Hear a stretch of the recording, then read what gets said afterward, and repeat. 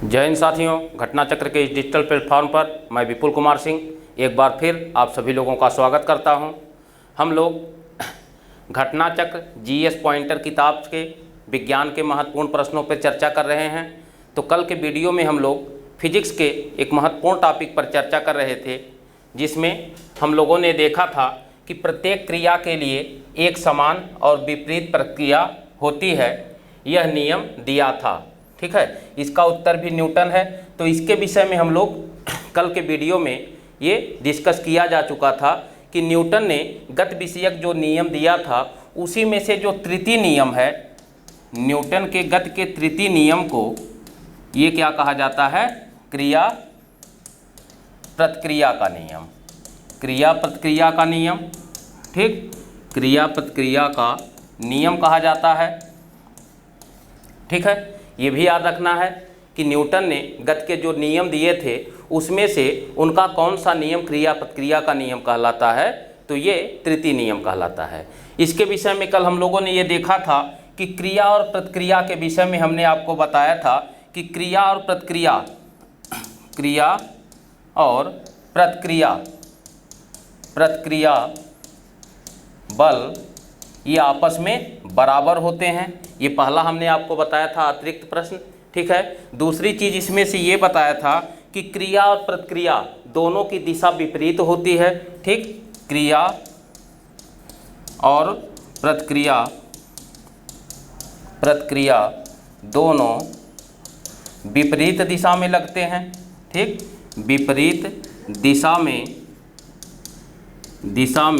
लगते हैं, ठीक है। और तीसरी चीज़ हमने इसमें बताया था कि क्रिया बल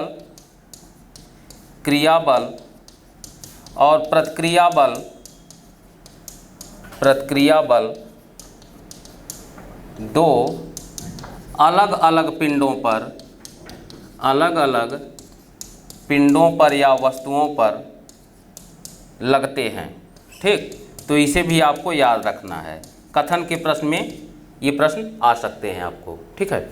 अब यहाँ पर समझते हैं हम लोग कि क्रिया बल प्रतिक्रिया बल बराबर होता है। इसका तात्पर्य क्या है?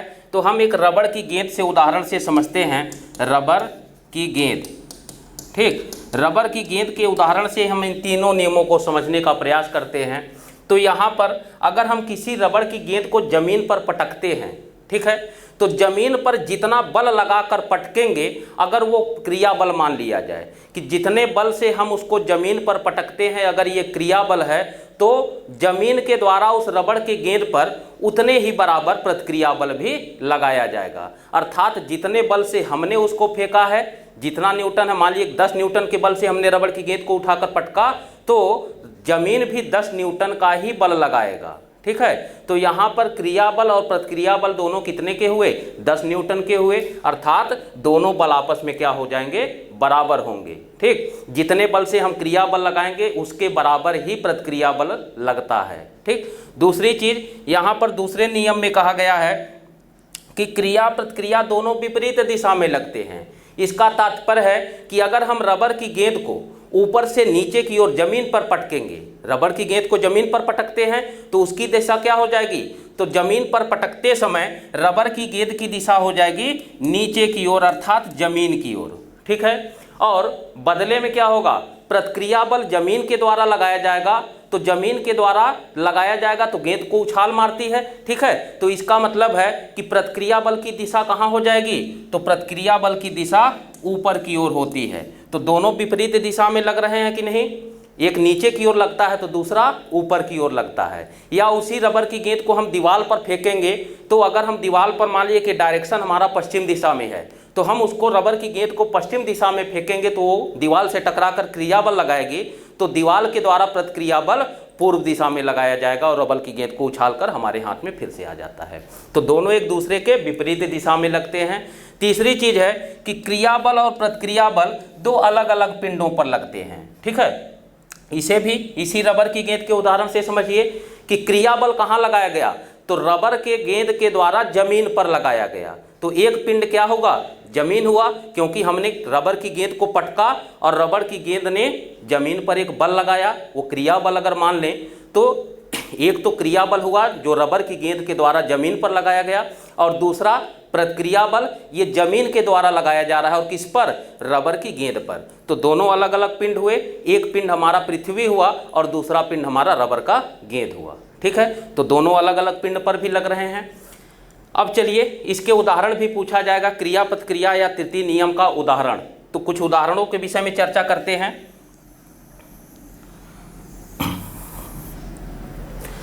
अगर इसके उदाहरण की बात करें तो पहला उदाहरण तो यही हो जाएगा कि रबर की गेंद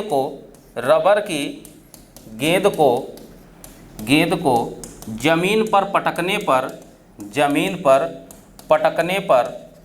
पटकने पर गेंद उछलता है, गेंद ऊपर की ओर उछलता है। ठीक, तो ये किस नियम के कारण है? तो तृतीय नियम के कारण उछलता है। ठीक है, दूसरा उदाहरण इसी में देखिए। दूसरा उदाहरण है कि ऊंचाई से गिरने पर चोट का लगना, ऊंचाई से गिरने पर चोट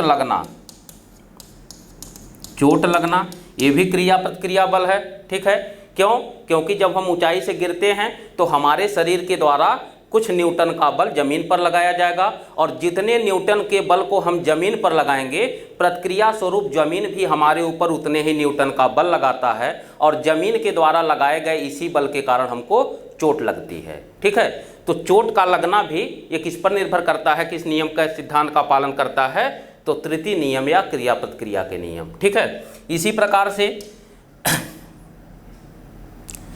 नाव से कूदने पर हम आगे की ओर गिरते हैं और हम अपने पैरों से नाव पर पीछे की ओर धक्का देते हैं।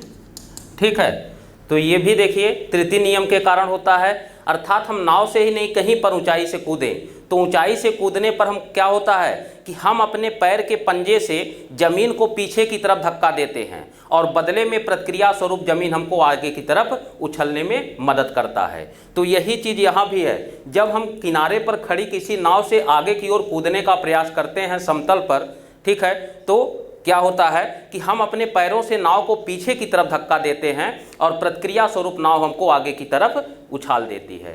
तो ये भी प्रश्न आपसे पूछा जाएगा कि नाव से कूदना, ठीक है, नाव से कूदते समय पीछे की ओर धक्का देना या नाव से कूदने के लिए कौन सा सिद्धांत लागू होता है? तो तृतीय नियम या क्रिया प्रतिक्रिया का नियम। ये भी ध्यान रखिएगा, ये भी प्रश्न पूछा जाता है कि जब हम किनारों पर खड़े किसी नाव से कूदते हैं तो नाव पीछे की तरफ चला जाता है। ठीक है, तो इसका कारण क्या है? तो इसका कारण है कि हम नाव पर पीछे की ओर अपने पैरों से धक्का बल लगाते हैं, जिसके कारण नाव पीछे की तरफ चला जाता है। ठीक है, इसी प्रकार से सड़कों पर चलना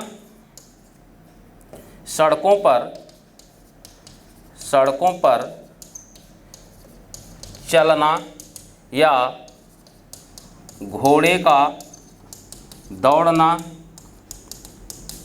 ये सब क्या है? ये सब न्यूटन के क्रिया प्रतिक्रिया नियम का उदाहरण है।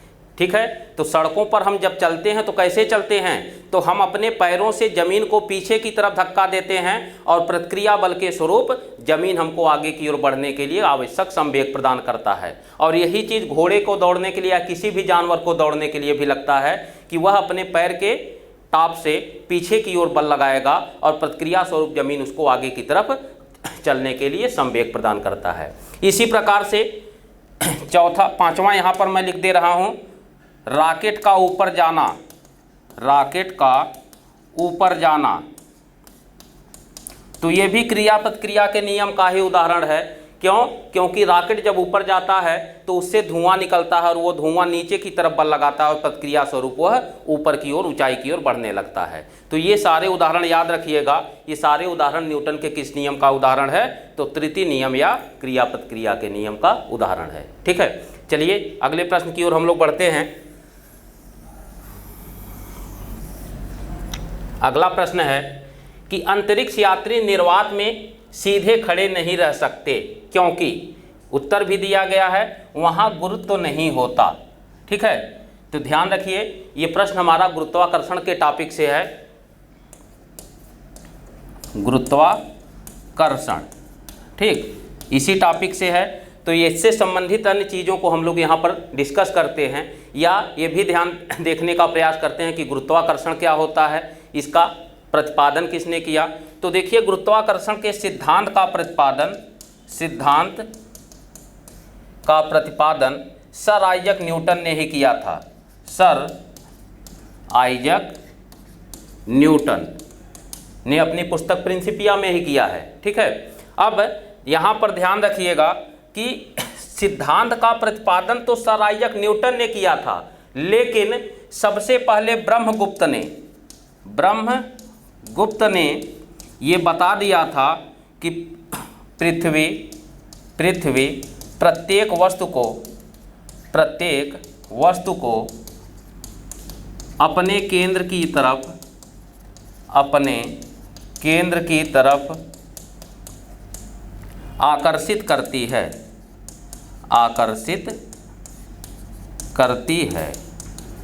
ठीक, तो ये ब्रह्मगुप्त ने ही सबसे पहले बता दिया था, न्यूटन के भी पहले। ठीक है, तो न्यूटन ने यह सिद्धांत कब दिया था? न्यूटन के पहले ब्रह्मगुप्त ने यह बताया कि प्रत्येक वस्तु को अगर हम ऊपर की ओर उछालते हैं तो वो वापस नीचे ही आएगा, लेकिन ये कोई सिद्धांत नहीं था उनका। ठीक है, उन्होंने केवल 3-4 वस्तुओं को या अपने आंखों के द्वारा देखे गए वस्तुओं के आधार पर केवल एक निष्कर्ष निकाला था कि अगर हम वस्तु को ऊपर फेंकेंगे तो वो नीचे ही आएगी। ठीक है, तो ये ब्रह्मगुप्त के द्वारा बताया गया था। लेकिन न्यूटन ने जब एक बगीचे में सोए थे और उनके ऊपर एक सेब आकर गिरता है, तो सेब को देखकर उन्होंने इसको सिद्धांत के रूप में परिवर्तित कर दिया कि प्रत्येक वस्तु अगर ऊपर जाएगा या ऊपर वो पहले से ही पेड़ पर लगा हुआ फल हो, तो अगर वो पेड़ से टूटेगा तो वापस नीचे ही आएगा, धरती पर ही आएगा, ऊपर की ओर नहीं जा सकता, या ऊपर वो हवा में नहीं तैरता रहेगा, वो आना है उसको नीचे।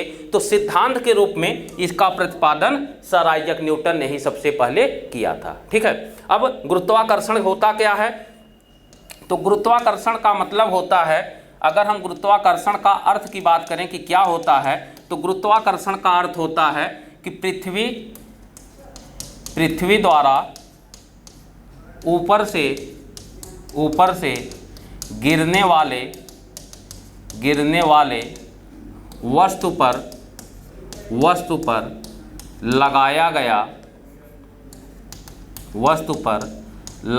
गया बल। ठीक, तो गुरुत्वाकर्षण एक बल है। ठीक, और वह बल है जिसके द्वारा पृथ्वी प्रत्येक वस्तु को अपनी ओर आकर्षित करता है। ठीक है, तो बल देखिए 4 प्रकार के होते हैं। इन 4 प्रकार के बलों में सबसे कमजोर बल इसी को माना जाता है, ये भी याद रखिएगा। 4 प्रकार के बलों में सबसे कमजोर बल कौन सा है? तो गुरुत्वाकर्षण बल है, और यही वह बल है जिसके द्वारा पृथ्वी प्रत्येक वस्तु को अपने केंद्र की तरफ आकर्षित करता है। ठीक है, तो यहाँ पर अब हम लोग देखते हैं प्रश्न के अनुसार कि गुरुत्वाकर्षण से हमको क्या लाभ होता है। तो गुरुत्वाकर्षण के कारण ही हमारे धरती पर इतना सघन वायुमंडल है। ठीक है, तो एक एक करके देखते हैं कि गुरुत्वाकर्षण से हमको लाभ क्या होता है। तो पहला लाभ है कि सघन वायुमंडल का होना, सघन वायुमंडल का होना। ठीक, दूसरा है धरती पर खड़े रहना। ठीक, तो जो हम यहाँ पर खड़े हैं सीधे अवस्था में, इसका कारण भी यही है कि हमारे ऊपर नीचे की तरफ एक बल लग रहा है जो हमको नीचे अस्थायी रूप से खड़ा रहने के लिए, स्थिर खड़ा रहने के लिए जिम्मेदार होता है। अगर वही बल न होता तो क्या होता?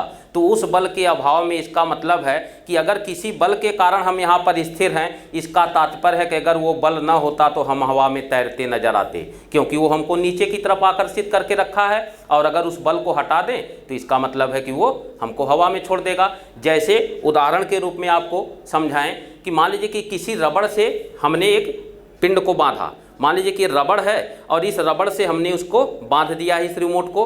अब रबड़ से बांधने के बाद, ठीक है, हम इसको नीचे की तरफ खींच के रखे हैं। ठीक, ये इस तरह से है कि मान लीजिए कि ऊपर की ओर इस तरह से ज़मीन पर खड़ा है। ठीक, तो ज़मीन पर क्यों खड़ा है? क्योंकि इसको हमने एक रबड़ के द्वारा बांध के नीचे की तरफ खींच के रखा है। तो जैसे ही रबड़ टूटेगा क्या होगा? तो रबड़ के टूटने के बाद इसको नीचे की तरफ आकर्षित करने वाला बल शून्य हो जाएगा और ऐसी स्थिति में यह ऊपर की तरफ हवा की तरफ उड़ जाएगा अगर हल्का होगा तो। ठीक है, तो यहाँ पर वही चीज़ है कि अगर हम धरती पर खड़े रहते हैं तो उसके लिए भी जिम्मेदार कौन सा बल है? गुरुत्वाकर्षण बल है। ठीक, तो यहाँ पर यह दे रहा है कि निर्वात में हम सीधे नहीं खड़े रह सकते।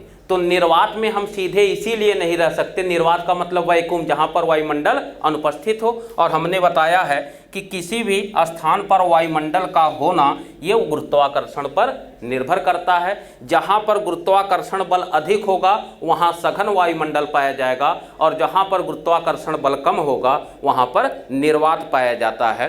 तो इसका मतलब है कि अगर हम निर्वात में नहीं खड़े हैं तो इसका मतलब क्या हुआ कि निर्वात का होना ये सूचित करता है, ये संकेत देता है कि निर्वात तभी होगा जब गुरुत्वाकर्षण शून्य होगा। और अगर गुरुत्वाकर्षण शून्य होगा तो हम सीधे खड़े नहीं रह सकते।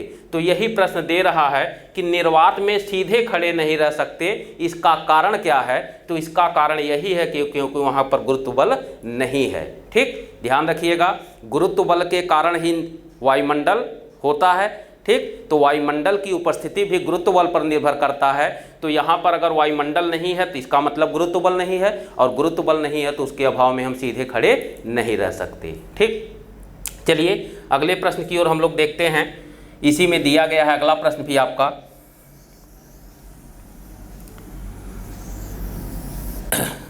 अगला प्रश्न है कि अंतरिक्ष यान जो चक्कर लगा रहा है से एक सेब छोड़ा जाता है तो वह। ठीक, तो यहाँ पर उत्तर दिया गया है कि अंतरिक्ष यान के साथ साथ उसी गति से गतिवान होगा। ठीक, चलिए इस पर भी हम लोग देखते हैं कि ये प्रश्न का उत्तर क्या सही दिया गया है। तो देखिए अंतरिक्ष यान में, ठीक है, तो दो स्थानों की बात मैं कर रहा हूँ कि चंद्रमा को छोड़कर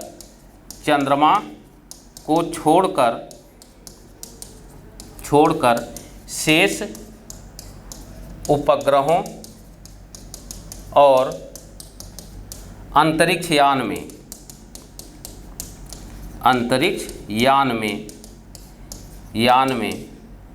इन दो स्थानों पर गुरुत्वाकर्षण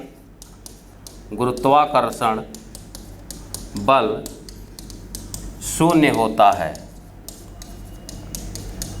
ठीक, इसे आप ध्यान रखिएगा कि चंद्रमा ही एक ऐसा उपग्रह है पृथ्वी पर जहां पर गुरुत्वाकर्षण बल उपस्थित है। ठीक है, लेकिन शेष जितने उपग्रह हैं, जैसे बुध शुक्र के पास तो कोई उपग्रह नहीं है, मंगल के पास 2 उपग्रह हैं, फोबोस डिमोस, ठीक है, बृहस्पति के पास सर्वाधिक उपग्रह हैं, शनि के पास है जैसे टाइटन वगैरह है।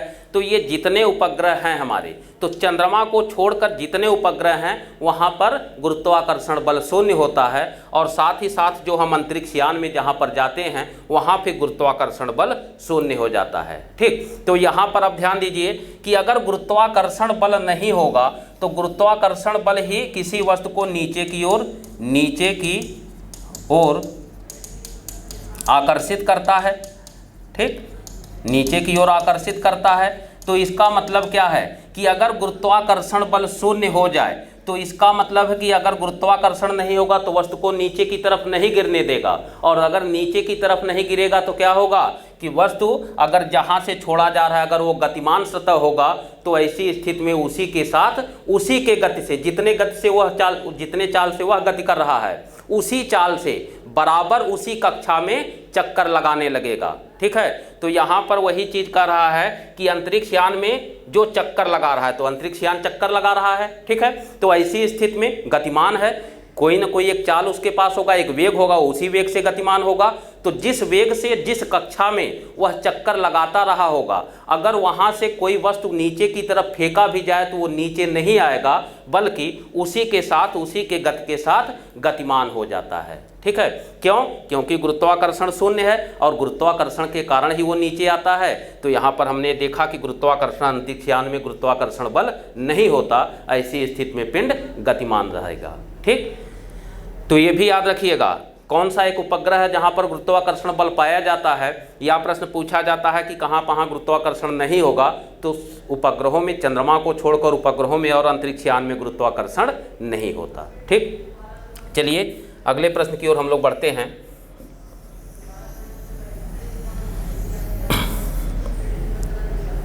अगला प्रश्न दिया गया है कि पीसा की झुकी हुई मीनार गिर नहीं जाती क्योंकि। ठीक, पीसा की झुकी हुई मीनार गिर नहीं जाती क्योंकि उत्तर दिया गया है कि गुरुत्व केंद्र से जाने वाली ऊर्ध्वाधर लाइन या रेखा तल के अंदर रहती है। ठीक है, तो यह प्रश्न हमारे अस्थायी संतुलन की शर्तों से है। ठीक, अस्थायी संतुलन की शर्तें, अस्थायी संतुलन की शर्तें। ठीक, गुरुत्वाकर्षण के टॉपिक से ही एक सब टॉपिक है कि कोई वस्तु अस्थायी संतुलन की अवस्था में कब रहता है। ठीक है, तो संतुलन देखिए, हम देखें अगर अस्थायी संतुलन क्या होता है, तो किसी भी वस्तु के अस्थायी संतुलन के लिए दो मुख्य शर्त है। पहली शर्त है कि वस्तु का आधार का क्षेत्रफल, वस्तु के आधार का क्षेत्रफल, आधार का क्षेत्रफल, आधार का क्षेत्रफल चौड़ा होना चाहिए। ठीक, चौड़ा होना चाहिए, या हम कहें इसी को अधिक होना चाहिए। ठीक, क्षेत्रफल अधिक होना चाहिए। ठीक, दूसरी शर्त क्या है कि वस्तु के गुरुत्व केंद्र से होकर गुजरने वाली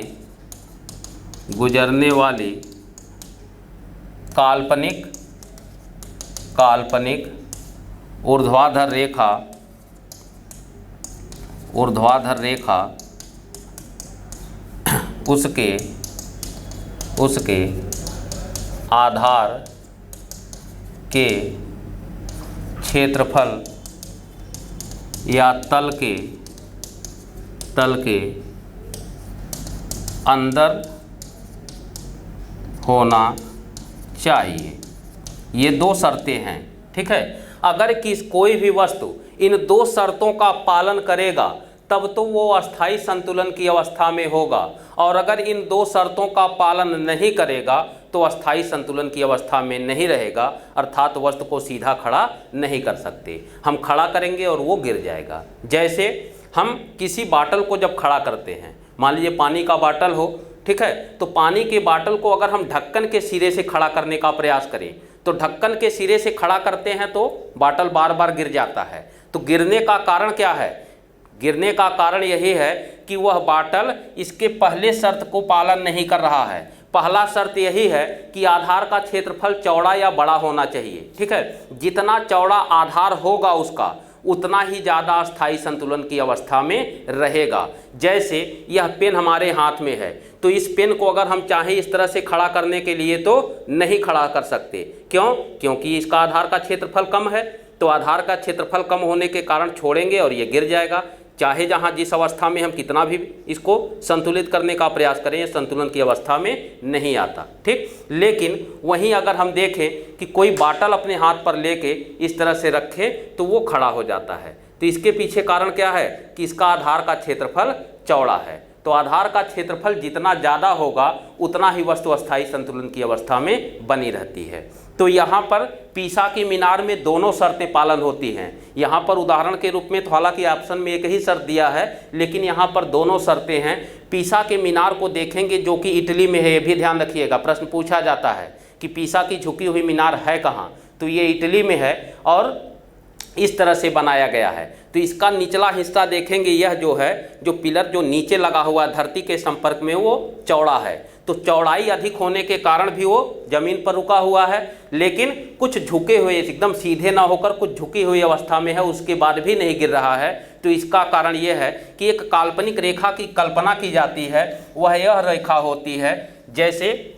यहाँ पर देखें इस तरह से है। तो एक तो इसका पहला शर्त है कि आधार का क्षेत्रफल बड़ा है या चौड़ा है, ठीक है, जो जमीन के संपर्क में है। दूसरा शर्त है कि कोई भी ऊर्ध्वाधर रेखा एक काल्पनिक रेखा होती है जो उसके आधार के क्षेत्रफल के अंदर से अगर जाएगी तो अंदर से होकर रहेगी जब तक, तब तक तो वस्तु अस्थायी संतुलन की अवस्था में रहेगा। लेकिन जैसे ही यह काल्पनिक रेखा आधार क्षेत्रफल के बाहर चली जाती है तो वस्तु गिर जाता है। जैसे एक उदाहरण दें कि आप देखे होंगे कि जो कैमरे का, जहाँ पर वीडियो शूट होता है, तो कैमरे का जो स्टैंड लगा होता है, तो स्टैंड कुछ इस तरह से बना होता है। स्टैंड को देखेंगे कि 3 डंडी इस तरह से रहती है, ठीक है, लेकिन तीनों डंडी को हम आपस में, जितने पिलर लगे हैं आपस में इस तरह से सटा के बंद करके फोल्ड करके रख देते हैं, ठीक। तो अगर इस अवस्था में उसको हम जमीन पे खड़ा करने का प्रयास करेंगे तो क्या होगा, आधार का क्षेत्रफल कम हो जाता है, और आधार का क्षेत्रफल कम होगा तो स्टैंड बार बार गिर जाएगा, इस तरफ कहीं ना कहीं उसको गिरना है। लेकिन यहीं पर अगर हम देखें कि उस स्टैंड को जब हम खड़ा करते हैं तो क्या करते हैं, खड़ा करते के समय हम उसके तीने डंडे को इस तरह से चौड़ाई में फैला देते हैं। तो इससे क्या होता है कि तीनों 3 दिशा में इस तरह से फैल जाता है और आधार का क्षेत्रफल को चौड़ा कर देता है, शर्तें पूरी हो जाती हैं और वस्तु अस्थायी संतुलन की अवस्था में खड़ा रहता है, ठीक है। तो अस्थायी संतुलन के लिए ये 2 शर्तें हैं, दोनों शर्तों को याद रखिए। अगर इसी में शर्त ये न दिया होता उत्तर, तो ये देना पड़ता उसको, आधार का क्षेत्रफल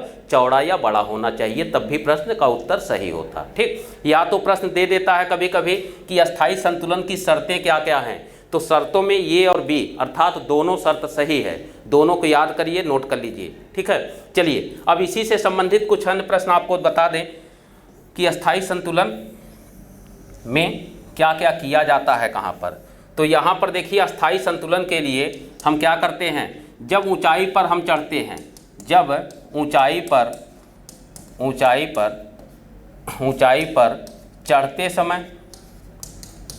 चढ़ते समय या पीठ पर बोझा लेकर या भारी वस्तु लेकर चलते हैं तो हम कुछ झुक जाते हैं, ठीक।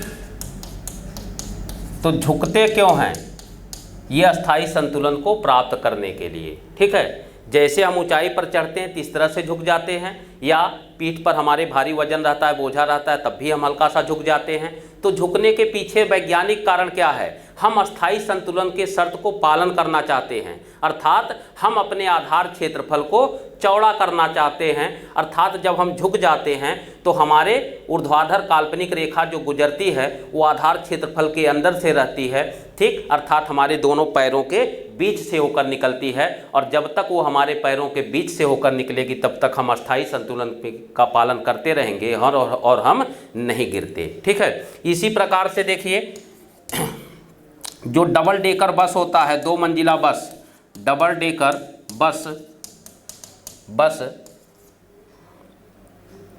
के अस्थायी संतुलन के लिए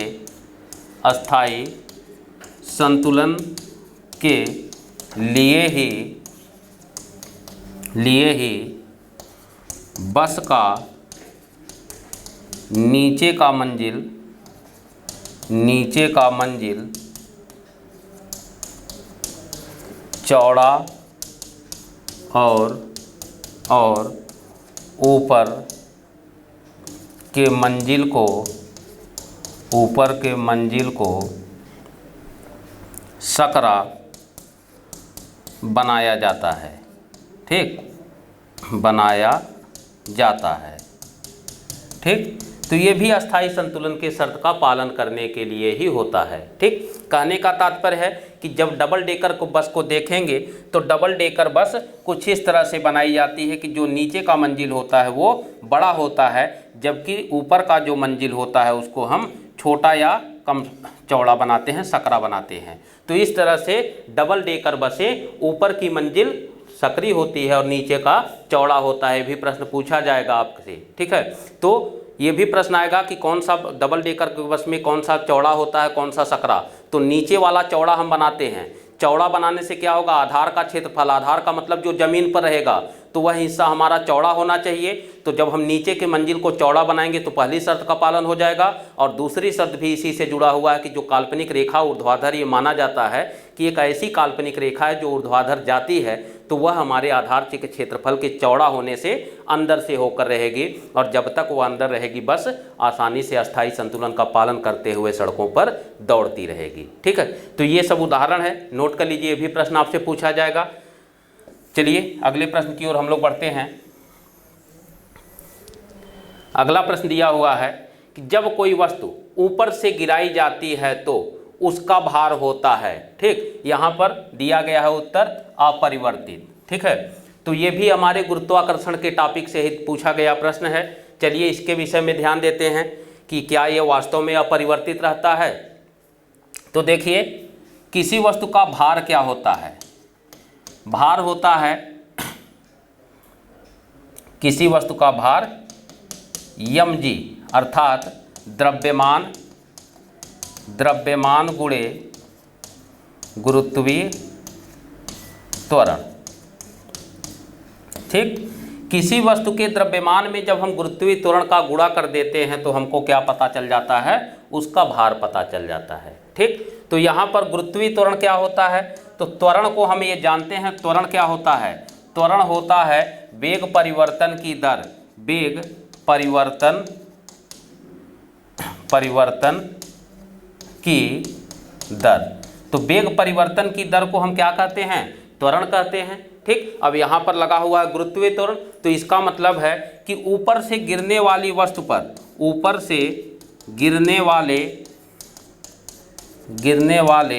वस्तु पर पृथ्वी के गुरुत्वीय त्वरण,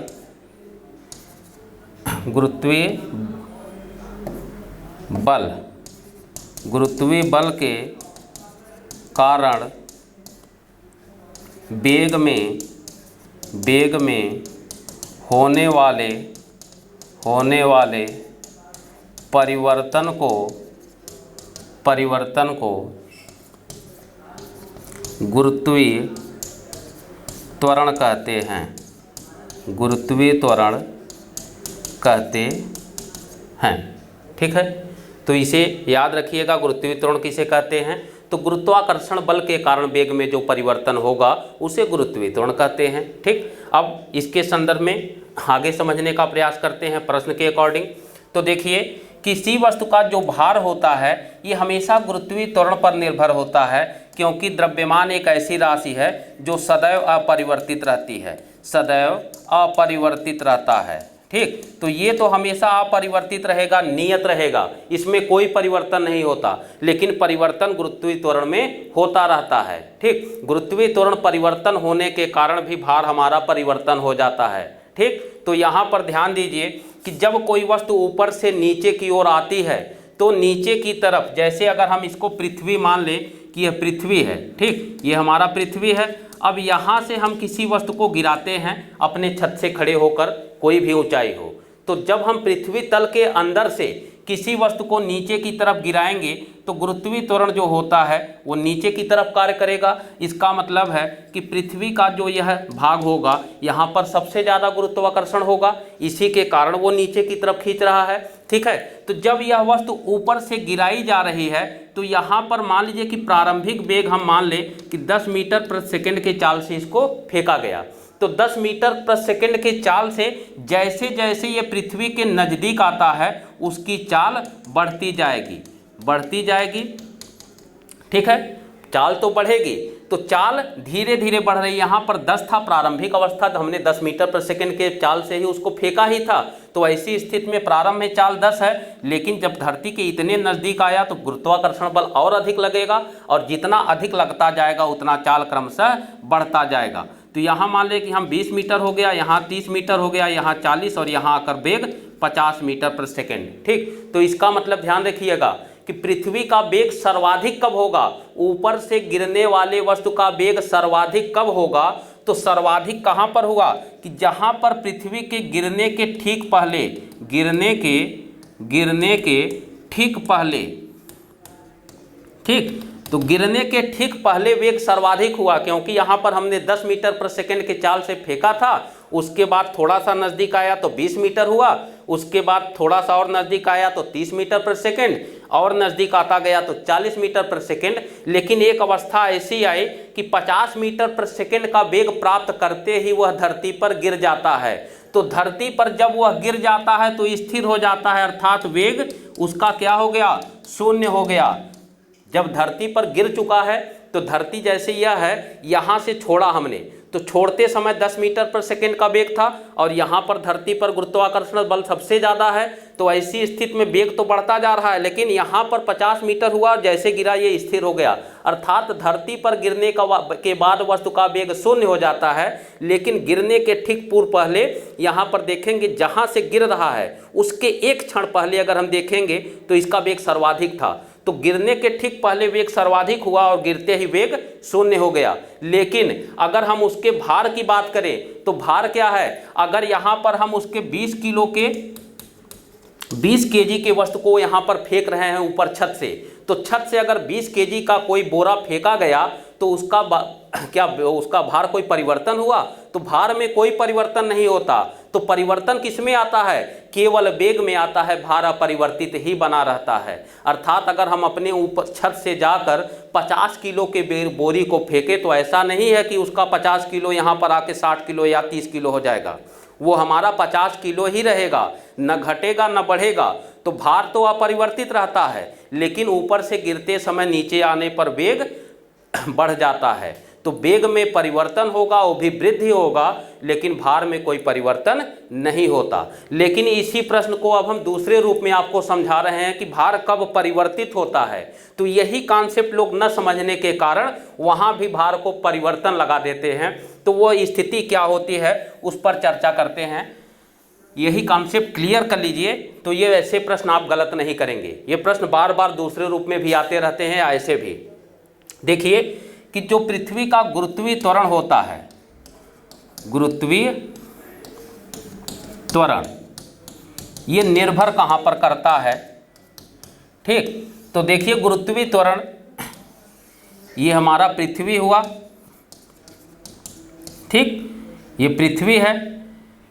यह रेखा भूमध्य रेखा अर्थात शून्य अंश अक्षांश रेखा हुआ, शून्य अंश अक्षांश रेखा, जिसे हम कहते हैं भूमध्य रेखा, भूमध्य रेखा, ठीक। ये 23.5 अंश मान लें, 23.5 अंश उत्तरी अक्षांश रेखा है,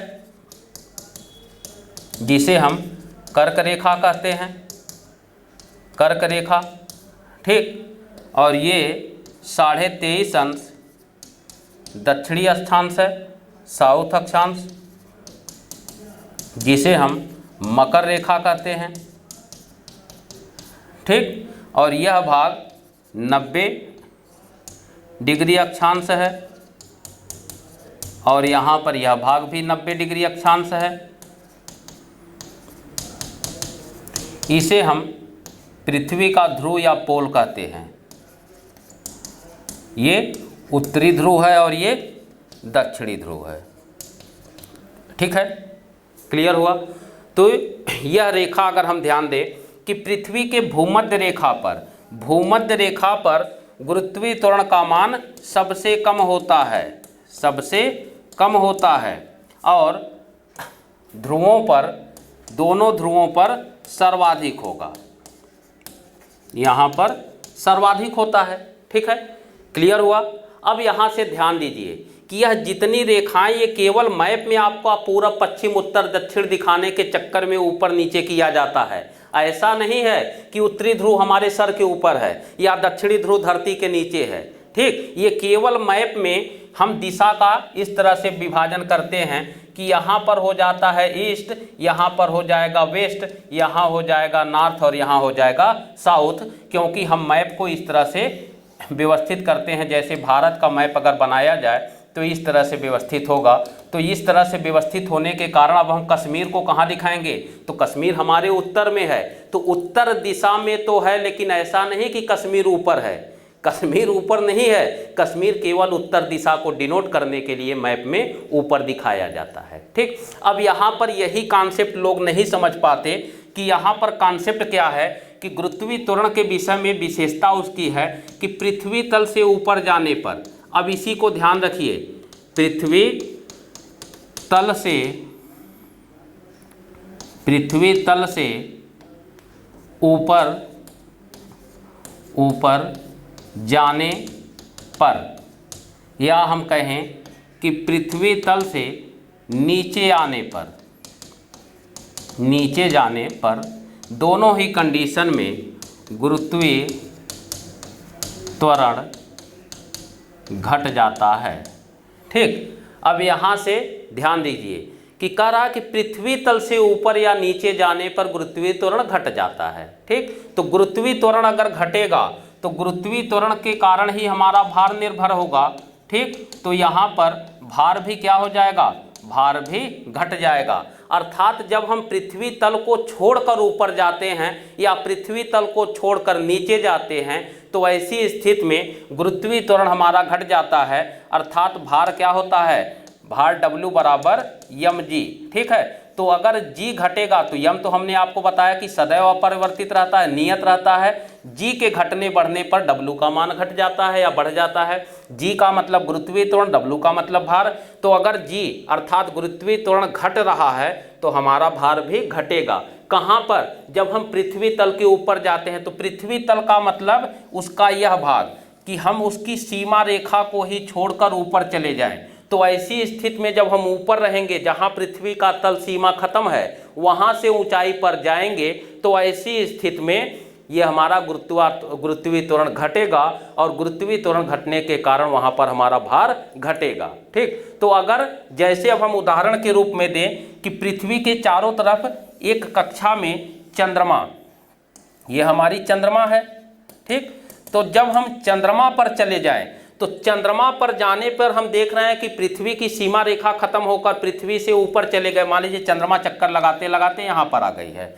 तो यहाँ पर जब हम चंद्रमा पर जाते हैं तो चंद्रमा पर जाने का मतलब है कि पृथ्वी की सीमा रेखा को क्रॉस करके हम चंद्रमा पे आए। ठीक, तो ऐसी स्थिति में चंद्रमा पर जब हम जाएंगे तो वहाँ पर गुरुत्वीय त्वरण का मान घट जाता है। तो गुरुत्वीय त्वरण के मान के घटने के कारण कोई वस्तु पृथ्वी तल से जब हम चंद्रमा पर लेकर जाएंगे तो वहाँ पर भार घट जाएगा। तो अब यहाँ पर प्रश्न अगर इस रूप में पूछा जाता कि चंद्रमा पर से नीचे पृथ्वी तल पर गिरने के बाद वस्तु के भार में क्या परिवर्तन होगा, तब तो हम ये लगाएंगे कि वस्तु का भार बढ़ जाएगा। ठीक, भार बढ़ जाएगा। क्यों, क्योंकि यहाँ पर पृथ्वी तल से ऊपर अर्थात चंद्रमा पर से वस्तु नीचे आ रही है। चंद्रमा पर गुरुत्वीय त्वरण कम था तो भार भी कम था। तो चंद्रमा से जब वस्तु नीचे आ रही तो भार बढ़ता जा रहा है क्योंकि गुरुत्वीय त्वरण का मान बढ़ रहा है। लेकिन यहाँ प्रश्न में कह रहा है कि जब कोई वस्तु ऊपर से का मतलब ये नहीं हुआ कि चंद्रमा से, ऊपर से का मतलब है कि पृथ्वी तल से ही किसी स्थान से फेंका जा रहा है। ठीक, तो ऐसी स्थिति में हम अपने छत को ले सकते हैं, कोई टावर ले सकते हैं, मोबाइल का टावर है वो भी ऊंचाई पर है। तो पृथ्वी तल से ऊपर का मतलब है हमारी पृथ्वी की सीमा के अंदर से।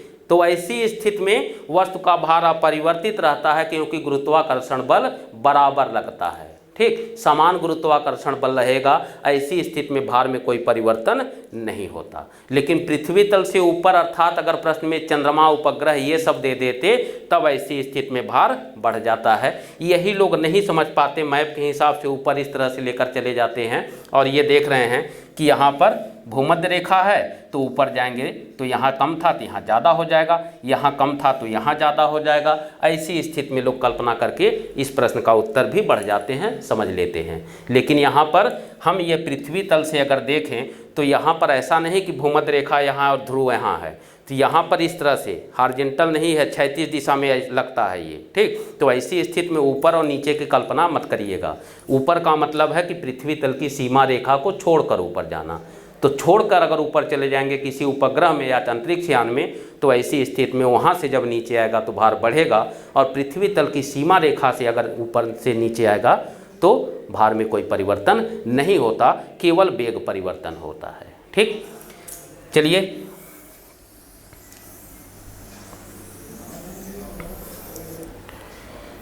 अगले प्रश्न की ओर हम लोग बढ़ते हैं। अगला प्रश्न दिया गया है, लकड़ी, लोहे व मोम के समान आकार के टुकड़ों को समान ऊंचाई से पृथ्वी पर गिराया जाता है, जो टुकड़ा सर्वप्रथम पृथ्वी की सतह पर पहुंचेगा वह है। यहाँ पर उत्तर दे रहा है कि सभी साथ साथ पहुंचेंगे, ठीक। तो यहाँ पर देख लेते हैं क्या ये प्रश्न सही है, अर्थात ये उत्तर सही दिया गया है। इसके विषय में भी पूरा कॉन्सेप्ट समझिए कि देखिए कह रहा है कि लकड़ी, लोहा, मोम के समान आकार के टुकड़ों को एक समान ऊंचाई से पृथ्वी तल पर गिराया जाता है, ठीक, गिराया जाता है, जो टुकड़ा सर्वप्रथम पृथ्वी पर पहुंचेगा। तो पूछ रहा है कौन पहले पहुंचेगा, और उत्तर दे रहा है सब साथ साथ पहुंचेंगे, अर्थात लकड़ी, लोहा और मोम तीनों एक साथ पहुंचेंगे, ठीक है। तो ये प्रश्न भी हमारा उसी गुरुत्वीय त्वरण के सिद्धांत पर है। तो देखिए हम देखते हैं गुरुत्वीय त्वरण की निर्भरता, गुरुत्वीय त्वरण की निर्भरता। तो गुरुत्वीय त्वरण किस पर निर्भर करेगा, तो केवल वायुमंडल के उपस्थिति या अनुपस्थिति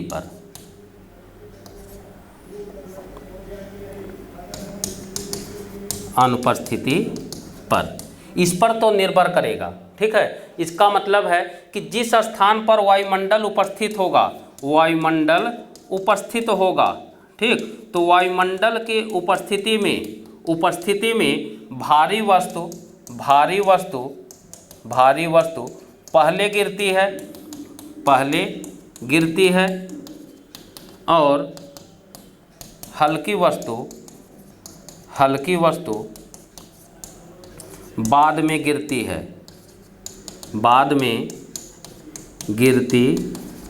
है, ठीक। ऐसा क्यों होता है, अगर वायुमंडल उपस्थित होगा तो ऐसी स्थिति में भारी वस्तु पहले गिरती है लेकिन हल्की वस्तु बाद में गिरती है, क्योंकि वायुमंडल के द्वारा वस्तु पर एक उत्प्लावन बल लगाया जाता है या उत्क्षेप बल लगाया जाता है। उत्क्षेप बल लगाया जाता है जो ऊपर की ओर कार्य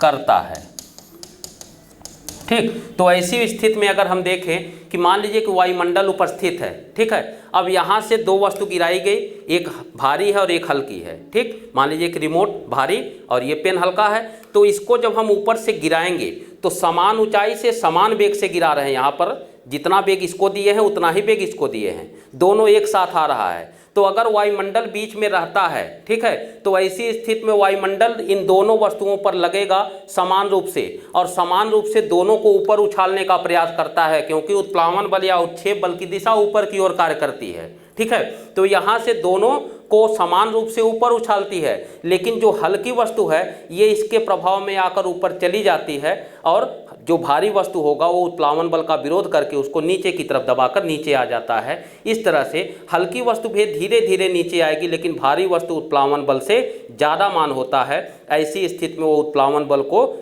शून्य करके, अर्थात उसको न्यूट्रल करके नीचे की तरफ गिर जाती है, और हल्की वस्तु धीरे धीरे नीचे आ पाती है, क्योंकि उत्प्लावन बल का पूर्ण रूप से विरोध नहीं कर पाती। तो अगर हवा उपस्थित होगा तो ऐसी स्थिति में अगर हम यहाँ देखें तो लोहा सबसे भारी होगा, तो लोहा सबसे पहले पहुंचेगा, और मोम सबसे हल्का होता है तो ये सबसे बाद में पहुंचेगा। लेकिन प्रश्न को ध्यान दीजिएगा कि अगर वायुमंडल उपस्थित होगा तभी, अगर यही बात निर्वात की बात करें वैक्यूम में, तो निर्वात में क्या होता है, देखिए निर्वात की अवस्था में वायुमंडल अनुपस्थित है, तो वायुमंडल अनुपस्थित होगा तो तीनों वस्तुओं पर कोई उत्प्लावन बल या उत्क्षेप बल नहीं कार्य करेगा। तो अगर उत्क्षेप बल नहीं कार्य करेगा तो तीनों वस्तुओं पर समान रूप से गुरुत्वाकर्षण बल लगेगा, और समान रूप से गुरुत्वाकर्षण बल तीनों को एक समान रूप से पृथ्वी पर खींचेगा, और पृथ्वी पर एक समान रूप से तीनों एक बल से खींचे जाएंगे। ऐसी स्थिति में तीनों साथ साथ पहुंचेंगे।